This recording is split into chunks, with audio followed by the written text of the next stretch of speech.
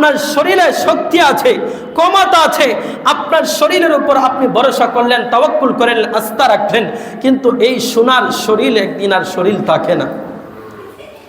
এই যে আমার সামনে বৃদ্ধ বাবারা, বয়স্ক বাবারা বসে আছেন, তাদের শরীরেও একদিন আমাদের মতন যুবকদের মতন শক্তি ছিল, সামর্থ্য ছিল। তারা এই অনেক ওজন ভারী বস্তুও কি করতে পারতেন, নিজে অন্যের সাহায্য ছাড়াই নিজের মাথার উপরে তুলতে পারতেন, অনেক পরিশ্রমের কাজ করতে পারতেন, দূর দিয়ে অনেক জায়গায় যেতে পারতেন, হেঁটে হেঁটে অনেক জায়গায় চলে যেতে পারতেন, গাড়ির প্রয়োজন হতো না। কিন্তু এখানে অনেক এমন আছে 1 মাইল জায়গা হেঁটে যাওয়ার সামর্থ্য এখন আর নাই। কথা কোন ঠিক কিনা? শরীর আর শরীরের জায়গায় নয়, মানুষের বয়সের সাথে সাথে মানুষের শারীরিক অবস্থার অবনতি হয়ে যায়। এটা আপনি চাইলে হবে, না চাইলে হবে, এটা আপনার ইচ্ছা সত্ত্বেও হবে, আপনি না চাইলে হবে। এটা আল্লাহর পক্ষ থেকে এটা একটা কি করা, নির্ধারিত করা। আপনার যত বয়স হবে আপনি তত দুর্বল হতে থাকবেন, আপনার দাড়ি পড়তে থাকবে, চুল পড়তে থাকবে, চোখে কম দেখতে থাকবেন, দাঁত পড়ে যাবে, বসলে উঠতে পারবেন না, উঠলে বসতে পারবেন না, শুইলে আরামসে শুইতে পারবেন না, আপনার এই অবস্থা একদম নাজেহাল অবস্থা হয়ে যাবে। এটা আল্লাহর পক্ষ থেকে নির্ধারিত। জন্মিলে মৃত্যুবরণ করতেই হবে। শেষ পর্যন্ত আমাদেরকে কুল্লু নাফসিন যায়িকাতুল মাউতের উপর বিশ্বাস রেখে আমাদেরকে দুনিয়া থেকে বিদায় নিতেই হবে।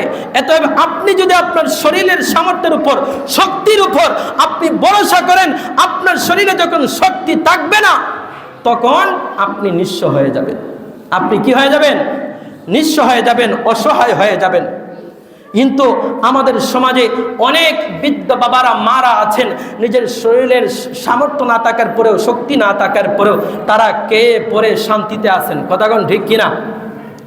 বিশ্বের অনেক বিধর্মী রাষ্ট্রের মধ্যে শুনতে পাওয়া যায়, তারা মা বাবা বৃদ্ধ হলে নাকি তাদেরকে বৃদ্ধাশ্রমে দিয়ে দেয়। হ্যাঁ, তাদের মধ্যে ঈমান না থাকার কারণে তারা মা বাবার মর্যাদা কতটুকু সেটা বুঝতে পারে, বৃদ্ধাশ্রমে দিয়ে দেয়। এমন অনেক দেশ আছে, মা বাবা যখন অচল হয়ে যায় তারা তাকে কি মনে করে, বোঝা মনে করে, তাদেরকে তাদের শরীরে ইনজেকশন পুশ করে নাকি তাদেরকে হত্যা করা হয়। এমন অনেক দেশ আছে।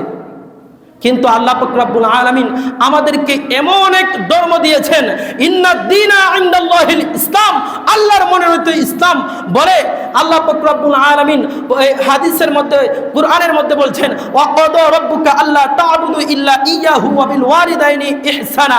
রাসূল করিম সাল্লাল্লাহু আলাইহি ওয়াসাল্লাম হাদিসের মধ্যে বলছেন, রিদার রাব্বি ফি রিদাল ওয়ালিদ ওয়া সাখাতুর রাব্বি ফি সাখাতিল ওয়ালিদ। আল্লাহ বলছেন তোমার মা বাবা যেন তোমার আচরণের মাধ্যমে শব্দটুকু না করে। রাসূল বলছেন মা বাবার সন্তুষ্টিতে আল্লাহর সন্তুষ্টি, মা বাবার অসন্তুষ্টিতে আল্লাহর অসন্তুষ্টি। কথা বলেন ঠিক কিনা? এজন্য আল্লাহকে পেতে চাইলে মা বাবার কদমে পড়ে থাকতে হবে, মা বাবার সেবায় সব সময় নিজেকে নিয়োজিত থাকতে হবে। মা বাবাকে কখনো কষ্ট দেওয়া যাবে না।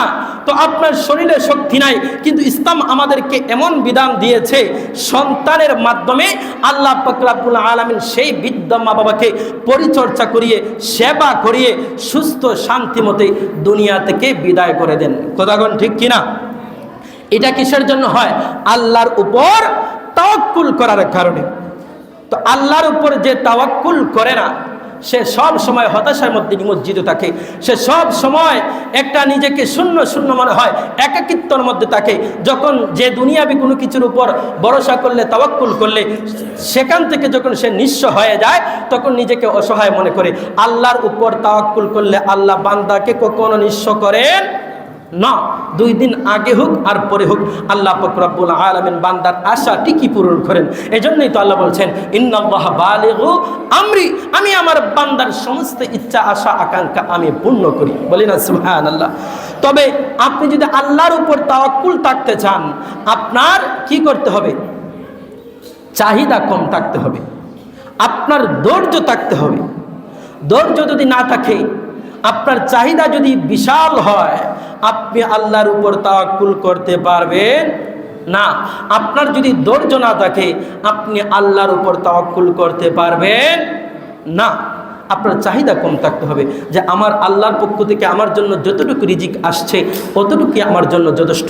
এই চিন্তাধারার উপর আপনাকে প্রতিষ্ঠিত থাকতে হবে। আর যদি আপনি মনে করেন না আমার এই নাই, আমার এই লাগবে, সেই নাই, সেই লাগবে, অমুকের বাড়ি হয়ে গেছে, গাড়ি হয়ে গেছে, তমুকের এই হয়ে গেছে, সেই হয়ে গেছে, আমারও সেগুলো লাগবে, না হলে আমার ঘুম আসছে না।